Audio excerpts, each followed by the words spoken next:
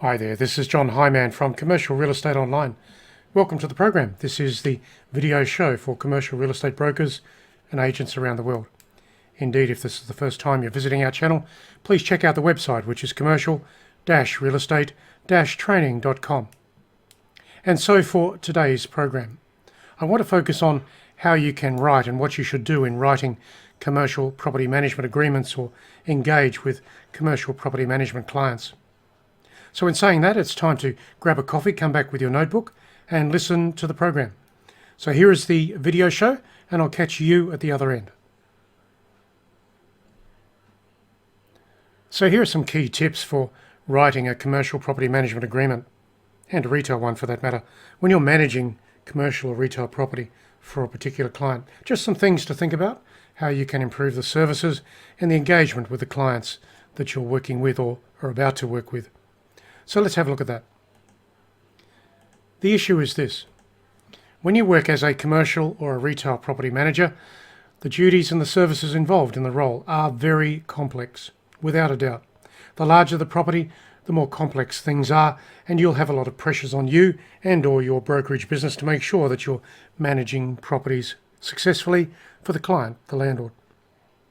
The landlord for the property has expectations about how they want the property to be managed, and the property manager has systems and experience to provide to their client in one form or another. So the issue is to match the client to the property manager.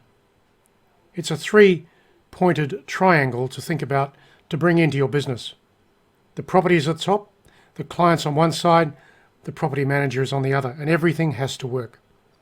The only way to get the relationship right is through a comprehensive property management service agreement that is matched to the client, matched to the property, and everything is aligned so that the property manager can do the job well. Let's have a look at that. It's important that the relationships and the interaction between the landlord and the property manager are clearly set out in the agreement to be written. So you're writing the agreement or about to engage in a new property management appointment. Think about what that agreement says, what that appointment says, and how it's going to work. Don't promise things that you can't do, and make sure that the property manager is the right person to do the job. So there can be no grey areas in this appointment. Everything has to be specific. The reason many landlords get upset at the quality of services provided by their managing agent is usually from one or more of the following. Think about these things. No clear understanding established between the landlord and the property manager at the start of services and the appointment. In other words, both parties not clear on what's possible, what should happen, and how it's going to be done. Lack of skill on the part of the property manager to perform the required services and tasks for the landlord. It's a common problem. Property managers need to know what they're doing and how to provide a high-quality service. Lack of knowledge with either or both parties when it comes to the property type or the tenancy mix. Lack of all the property management systems as part of the real estate agency service. In other words, the systems are lacking in some regard. They cannot provide the services that the client requires. It's a common problem. There are great property management systems out there, but they do require payment of money. And payment of money involves usually a monthly commitment to provide that specialist property management software and the reporting requirement that the client needs. Lack of information coming from the landlord to help the property manager get on with the job. I suppose it could be said it will also go the other way when the landlord is not getting what they require from the property manager. So, communication is so important. Expectations of the parties, again, is so important. A successful property management appointment is a match of people, property, circumstances, tenants, landlords, property manager. It's an equation that has many different things to be balanced, so that the service provided is of high quality and the property is controlled as an investment over time. So let's look at this a bit further. Regrettably, there's a lot of unskilled or poorly skilled commercial and retail property managers out there in the world. They simply don't know enough to do the job properly. How do they get around that? Well, experience costs money. In other words, property managers with experience should be employed to do the job well, and that requires good fees for service for managing an asset. Of course, an inexperienced property manager can do a lot of financial damage to a property performance over time. Not a good thing. There are also a lot of very qualified and top quality property managers that can help the landlords with complex property performance issues. So a high quality property manager can perhaps have 2 or 3 junior property managers working with them or under them. That's fine, that sort of works because the experience is at the top and controlling things for the client. The fees for service provided to a great degree should reflect in the person managing and the quality of systems and reporting that support the process for the client. And every client is unique, so understand what the client wants, how the reports should be created, and how the property should be controlled. That's the message. So let's look at things a bit further, how to address this particular problem. When you start a new property management service on a retail or a commercial asset, there are a few very important standards that should be considered and merged into your property management document or agreement. So here are the main ones, and of course you can add to the list as required based on your location and the property type. Here we go, let's have a look at them. Number 1. In the first instance, you should be using a form for the property management agreement that complies with the local real estate laws and the legislation. Without that, you expose yourself to litigation and loss of management. So make sure you've got the right form and that you understand how the clauses and conditions work within that form. And of course, the document should reflect the services to be provided comprehensively, directly, so there are no grey areas. That document should be so comprehensive and correct in all respects.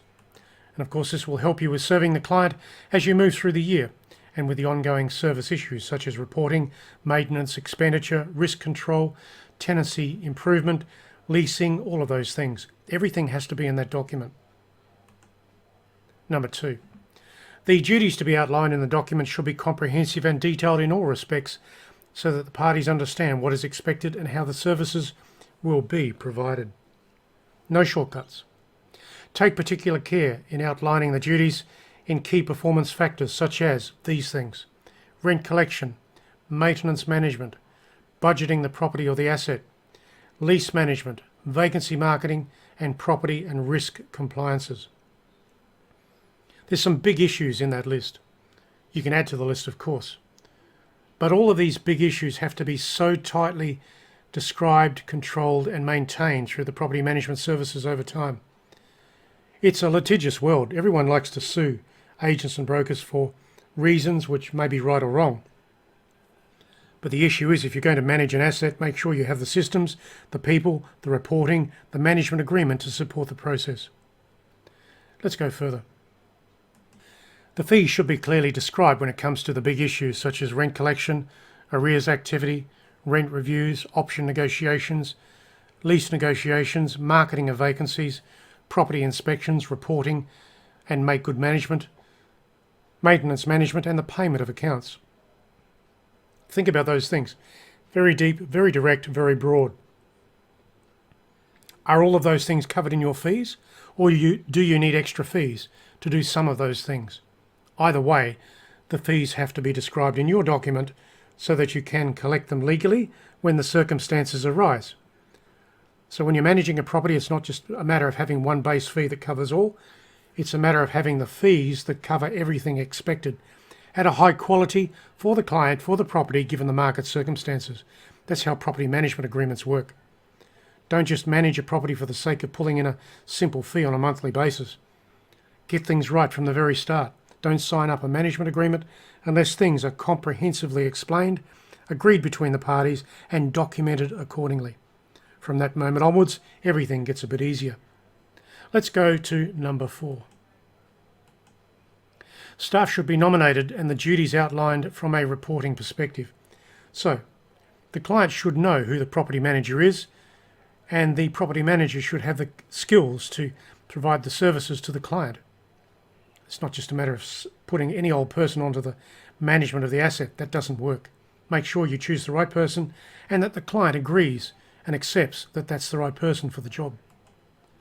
Be quite clear when it comes to the reports and the communication to be provided to the landlord, the client, on a daily, weekly, monthly and yearly basis. And the more complex the asset, the more complex the reporting. That's it. That's the message. Be quite clear. Make sure the client knows what they're getting, how they're getting it, and how it will work. And of course, The property manager has the skills to provide those communications in a thorough and comprehensive way. I should say here that the property manager should not be overloaded too much with excessive portfolios which they can't simply manage due to lack of time. Get away from that problem. Get better fees for management and make sure the property manager is balanced to their portfolio, the client requirements and the management agreements agreed in each case. So, when you look at this, let's look at the summary issues. When you spend time on the management of property agreement, the retail, the office property agreement, you minimise the chance of conflict and difficulty between the landlord and the chosen property manager. I go back to the point that the property manager should be the right person for the job. They should have the experience, or if they don't, they should be under the control of a senior property manager who actually knows what to do and is interacting with the main client in each case. Far too many managements today are lost through the inexperience of the people, the inexperience of the property manager, and the mismatching to the property type. Let's face it, every property type has unique requirements of management, and that's where the property manager has to have special skills for the process.